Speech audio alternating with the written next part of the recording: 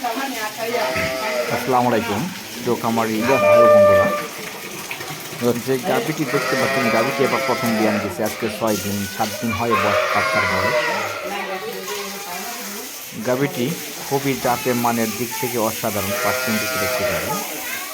এর সাথে যে বাচ্চাটা আরও সুন্দর আকর্ষণীয় একটি বাচ্চা, বকনা বাচ্চা। এর ভবিষ্যৎ খুবই ভালো। গাভিটি দ্বিতীয় তৃতীয় বিয়ানে গিয়ে আশা করি 28-30 দুধ মার দিবে ইনশাল্লাহ। এই বিয়ানে 20+ দুধ পাবেন, 18-20+ দুধ, 18-20 গ্যারান্টি পাবেন। 20-এর উপরে দুধ আছে গাভিটা।